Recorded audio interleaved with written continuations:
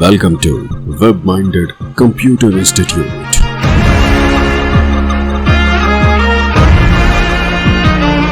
Then like, subscribe and share. इस session में हम बात करेंगे MS DOS के बारे में। माइक्रोसॉफ्ट डोस का अर्थ है डिस्क ऑपरेटिंग सिस्टम।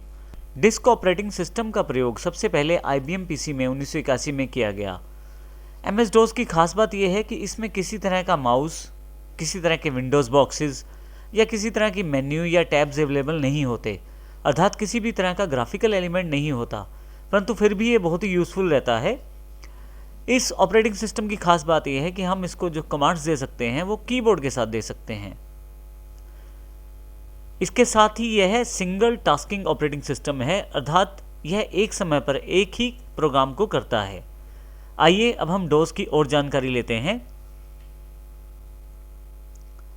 डोस कमांड्स को आप आज भी विंडोज 10 में भी प्रयोग कर सकते हैं, परंतु इसके लिए आपको कमांड प्रॉम्प्ट की आवश्यकता रहती है।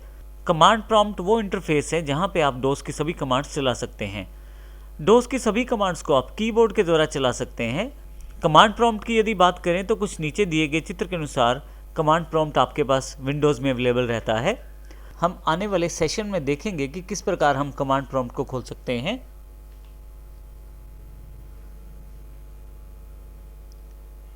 यदि आप ध्यान दें कमांड प्रॉम्प्ट में तो कुछ इस प्रकार लिखा हुआ है C:/users/desktop और उसके बाद कमांड प्रॉम्प्ट का साइन। अब यहाँ पे यदि हम इसको थोड़ा सा बांट के देखें, C जो लेटर है वो हमारी C ड्राइव का लेटर है। इसी के साथ यूज़र्स की जो बात की जा रही है स्लैश के बाद, यूज़र्स असल में हमारे पास एक फ़ोल्डर है और इसी तरह से डेस्कटॉप भी एक फ़ोल्डर है जो यूज़र्स फ़ोल्डर के अंतर्गत बना हुआ है।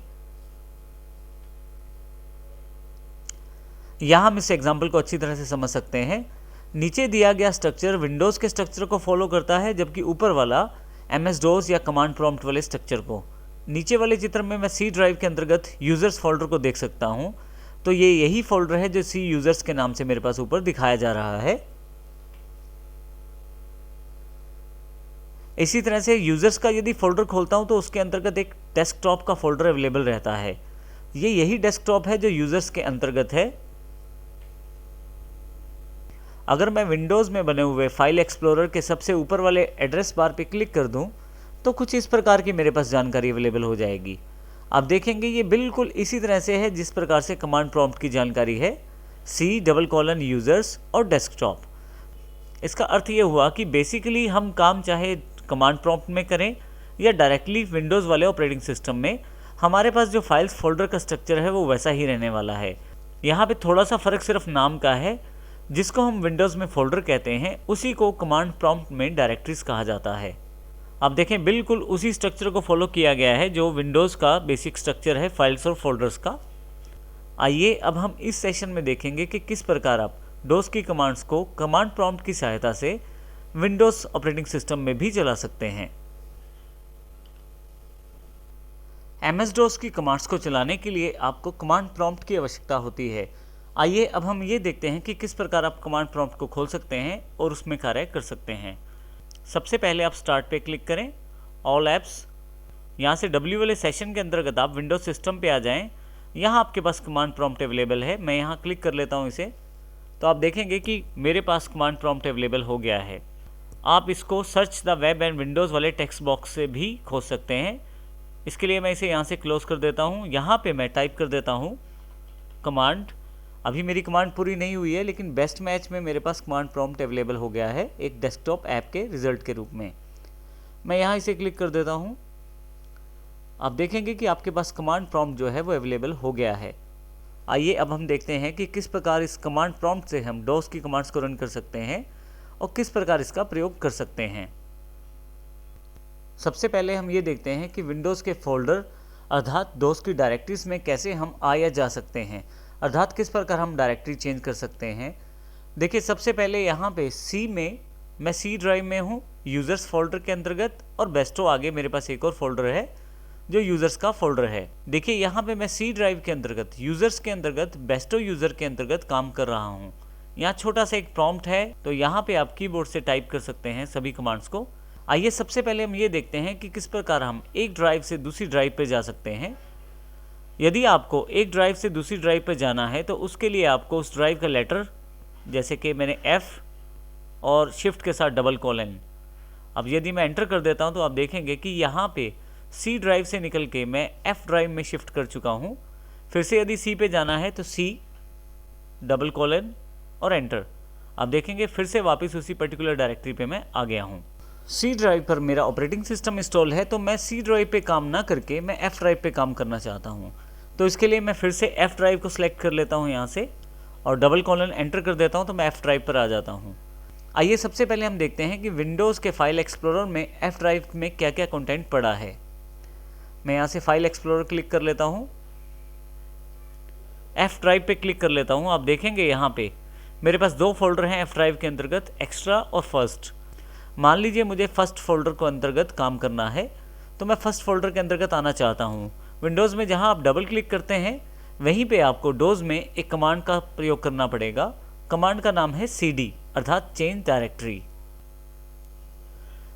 यहाँ मैं CD और जो मेरे फोल्डर का नाम है वो दे दूंगा, जो कि फर्स्ट है। जैसे ही मैं एंटर करता हूँ आप देखेंगे कि मैं उस फर्स्ट फोल्डर में आ चुका हूँ। ये जानकारी मुझे F के आगे स्लैश के साथ फर्स्ट लिखा हुआ है यहाँ से मिल रही है। इसके बाद अगर कोई और फोल्डर है तो CD करके मैं उस फोल्डर में भी जा सकता हूँ।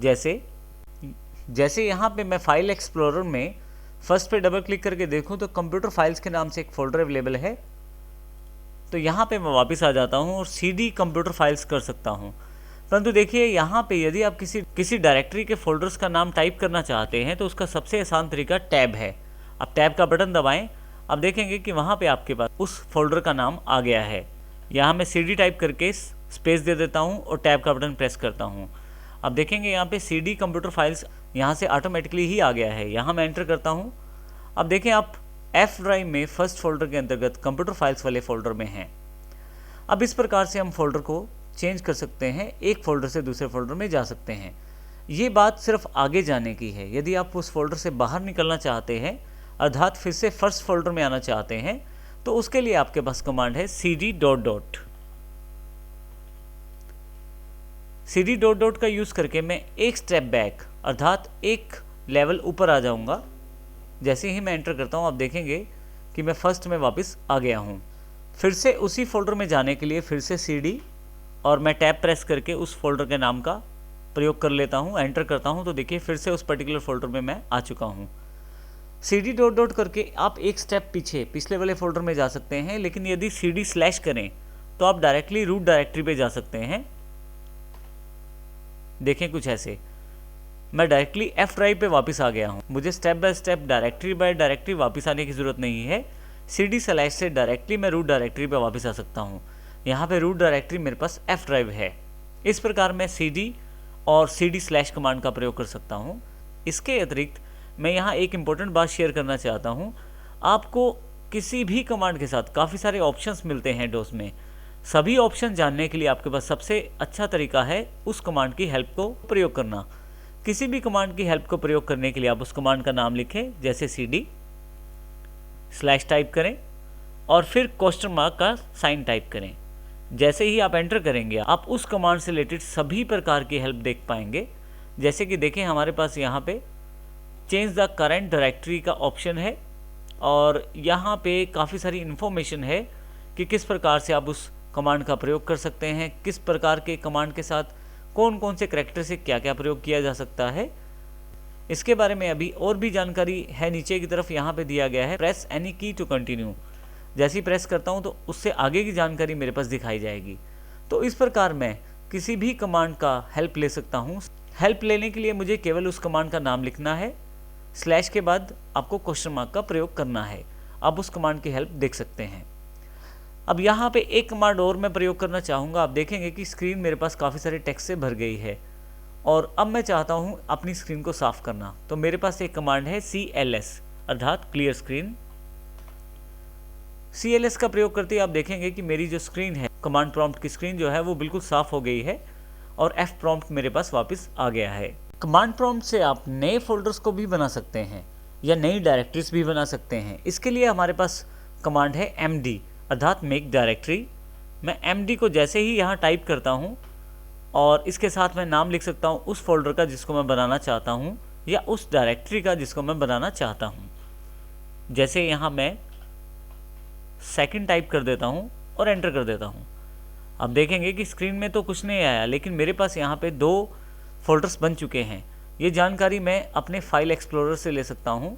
जैसे ही F ड्राइव पे क्लिक करता हूँ, अब देखेंगे कि फर्स्ट फोल्डर मेरे पास अवेलेबल था, यहाँ पे एक सेकंड फोल्डर भी अवेलेबल हो गया है।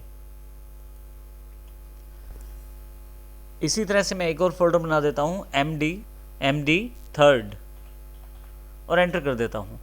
तो इस प्रकार आप देखेंगे कि आपने डायरेक्टरी को बना लिया है और आप इन डायरेक्टरीज को बनाने के लिए MD कमांड का प्रयोग कर सकते हैं। आपके पास कितनी डायरेक्टरीज हैं एक डायरेक्टरी के अंतर्गत या एक ड्राइव के अंतर्गत, इसकी जानकारी आप dir कमांड से ले सकते हैं। मैं यहाँ dir टाइप करता हूँ। जैसे ही एंटर करता हूँ, उस पर्टिकुलर ड्राइव या डायरेक्टरी के अंतर्गत जितने भी फोल्डर्स हैं या फाइल्स हैं उनकी जानकारी मेरे पास यहाँ अवेलेबल हो जाएगी। आप देखेंगे कि यहाँ F ड्राइव की जानकारी है। यहाँ मेरे पास 4 फोल्डर हैं, एक्स्ट्रा, फर्स्ट, सेकंड और थर्ड, जिनमें से फर्स्ट मेरे पास पहले से अवेलेबल था, सेकंड और थर्ड मैंने अभी बनाया है और इस तरह से एक्स्ट्रा मेरे पास पहले से अवेलेबल था। 4 डायरेक्टरियाँ हैं जो यहाँ से जानकारी दी जा रही है। न केवल डायरेक्टरीज के नाम की जानकारी है बल्कि उनका date of creation, time of creation और उनका टाइप ऑफ डॉक्यूमेंट, ये सारी जानकारी आपको dir कमांड से मिलती है। आप किसी डायरेक्टरी के अंतर्गत कितने फाइल्स या फोल्डर्स हैं उनकी जानकारी भी डायरेक्टरी कमांड से ले सकते हैं। जैसे कि ऊपर क्योंकि मैंने रूट डायरेक्टरी पर, क्योंकि मैंने F ड्राइव पर डायरेक्टरी कमांड चलाई थी, तो मेरे पास यहाँ पे 4 फोल्डर दिखाए गए। अब मान लीजिए मैं एक्स्ट्रा फोल्डर जो है उसके अंदर काफ़ी सारी डायरेक्टरीज हैं। अब मान लीजिए मैं एक्स्ट्रा फोल्डर के अंतर्गत देखना चाहता हूँ कि उसमें कितनी डायरेक्टरीज हैं, तो ये भी मैं देख सकता हूँ। इसके लिए मुझे dir टाइप करना है, स्पेस एक्स्ट्रा। जैसे ही एंटर करता हूँ, मेरे पास उनके अंदर जितने भी फोल्डर्स हैं उसकी जानकारी भी अवेलेबल हो जाएगी। अब देखेंगे कि जितनी भी डायरेक्टरीज एक्स्ट्रा के अंदर हैं वो सारी जानकारी मुझे यहाँ दे दी है। परंतु मान लीजिए इन डायरेक्टरीज के आगे की सब डायरेक्टरीज की जानकारी भी मैं चाहता हूँ, अर्थात एक्स्ट्रा फोल्डर के अंतर्गत जितने फोल्डर हैं उनके आगे जितने सब फोल्डर हैं उनकी जानकारी भी चाहता हूँ। इसके लिए आपको डायरेक्टरी कमांड के साथ /s और फिर उस डायरेक्टरी का नाम जिसके बारे में आप जानना चाहते हैं। S का मतलब इसके सब डायरेक्टरी से है, अर्थात एक ड्राइव, एक डायरेक्टरी या एक फोल्डर के अंतर्गत जितनी आगे फोल्डर बने हुए हैं उन सब की जानकारी, चाहे वो किसी दूसरे फोल्डर के अंतर्गत ही क्यों ना बने हों। जैसे ही यहाँ मैं एंटर करता हूँ, आप देखेंगे कि स्क्रीन काफ़ी जल्दी से स्विचिंग कर रहा है। असल में क्या है कि काफ़ी सारा कंटेंट है, काफ़ी सारे डायरेक्टरी के अंदर डायरेक्टरीज हैं जिनको ये कमांड प्रॉम्प्ट मुझे दिखाना चाहता है, परंतु ज़्यादा होने की वजह से फटाफट ये स्लाइड कर रहा है ऊपर की तरफ। आप चाहें तो यहाँ से बैक करके देख सकते हैं सभी फाइल्स या फोल्डर को जो इसने दिखाई हैं। परंतु इसके अलावा भी एक आसान तरीका है ये देखने का। यदि आपके पास फाइल स्ट्रक्चर काफ़ी बड़ा है तो आप इसको आसानी से कुछ कमांड्स का प्रयोग करके ले सकते हैं। जैसे डायरेक्टरी के साथ में यहाँ पे सब डायरेक्टरीज, फिर उसके साथ में उसको पेज वाइज देखना चाहता हूँ तो P टाइप कर देता हूँ और साथ ही यहाँ पे आगे उस फोल्डर का नाम जिसको मैं देखना चाहता हूँ। जैसे ही मैं एंटर करता हूँ, अब की बार आप देखें कि स्टेप बाय स्टेप आपको जानकारी दी जाएगी। जैसे कि यहाँ पे पहले एक्स्ट्रा फोल्डर के अंतर्गत फोल्डर्स की जानकारी, फिर उसके बाद इंटेल ग्राफिक्स मीडिया एक्सीलेटर एक फ़ोल्डर है उसके फोल्डर्स की जानकारी, फिर उनके अंदर एक फ़ोल्डर और है 7-8 समथिंग, जैसे यहाँ पे देख रहे हैं अब ये वाला फ़ोल्डर, फिर उसकी जानकारी। और फाइनली आपके पास क्योंकि इससे बड़ी स्क्रीन नहीं है तो यहाँ पे प्रेस एनी की टू कंटिन्यू का कमांड है और कर्सर यहाँ नीचे की तरफ ब्लिंक कर रहा है। जैसे ही मैं यहाँ दोबारा एंटर करता हूँ, फिर उससे आगे की डायरेक्टरीज की जानकारी। अब मैं यहाँ एंटर करता चला जाऊँगा तो स्टेप बाय स्टेप मुझे सभी डायरेक्टरीज की जानकारी मिलती चली जाएगी जब तक कि सभी डायरेक्टरीज का स्ट्रक्चर मेरे सामने नहीं आ जाता। इस प्रकार आप प्रेस एनी की टू कंटिन्यू का प्रयोग करते हुए सभी डायरेक्टरीज को देख सकते हैं। यहाँ मैं CLS अर्थात क्लियर स्क्रीन का प्रयोग करके फिर से अपनी स्क्रीन को साफ कर लेता हूँ। आप डायरेक्टरीज को किसी दूसरी डायरेक्टरी के अंदर MD कमांड द्वारा डायरेक्ट भी बना सकते हैं। इसका अर्थ ये हुआ कि यदि मैं किसी दूसरी सब डायरेक्टरी के अंदर किसी फाइल या फोल्डर को बनाना चाहता हूँ तो यहीं रूट डायरेक्टरी पे बैठे ही बना सकता हूँ। इसके बाद जहाँ पे मैं डायरेक्टरी बनाना चाहता हूँ वो पाथ यहाँ पे टाइप करूँगा। जैसे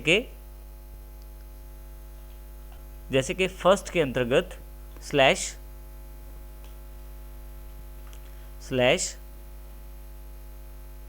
इम्पोर्टेंट का एक फ़ोल्डर मुझे बनाना है। तो यहाँ पे मैं डायरेक्टली फर्स्ट के अंदर इम्पोर्टेंट का एक फ़ोल्डर बनाना चाहता हूँ। जैसे ही एंटर करता हूँ, अब यहाँ पे यदि मैं फाइल एक्सप्लोरर पे जाऊँ, F ड्राइव पे क्लिक करूँ, फर्स्ट पे क्लिक करूँ, तो आप देखेंगे इम्पोर्टेंट के नाम से यहाँ पे फ़ोल्डर एक क्रिएट हो गया है। इस प्रकार किसी भी डायरेक्टरी में मैं सीधे ही उस फोल्डर को बना सकता हूँ, बस मुझे पाथ देने की ज़रूरत है, जिस प्रकार से मैंने यहाँ पे किया है। आप यहाँ से बेसिक टेक्स्ट फाइल्स भी बना सकते हैं डोज मोड के द्वारा। इसके लिए मेरे पास कमांड है एडिट या कॉपीकॉन। आप यदि 32 बिट का ऑपरेटिंग सिस्टम प्रयोग करते हैं तो एडिट कमांड आपके पास प्रयोग हो सकती है, परंतु यदि 64 बिट ऑपरेटिंग सिस्टम का प्रयोग करते हैं तो वहाँ पे एडिट कमांड कार्य नहीं करेगी। जैसे कि यहाँ पे मैं एडिट कमांड टाइप करना शुरू करता हूँ और उस फाइल का नाम देना चाहता हूँ जिस फाइल को मैं बनाना चाहता हूँ। मैं यहाँ पे myfile.txt कर देता हूँ, एंटर करता हूँ, लेकिन एडिट कमांड अवेलेबल नहीं है, उसकी जानकारी यहाँ आपके स्क्रीन पे है। तो इसके लिए मैं यहाँ पे एडिट की जगह कॉपीकॉन कमांड का प्रयोग कर सकता हूँ अपनी फाइल बनाने के लिए। कॉपीकॉन के बीच में स्पेस है और यहाँ पे मैं myfile.txt टाइप कर देता हूँ। जैसे ही यहाँ मैं एंटर करता हूँ, आप देखेंगे कि कर्सर नीचे की तरफ आ गया है। अब मैं यहाँ कुछ भी टाइप कर सकता हूँ इस फाइल के अंतर्गत, जैसे कि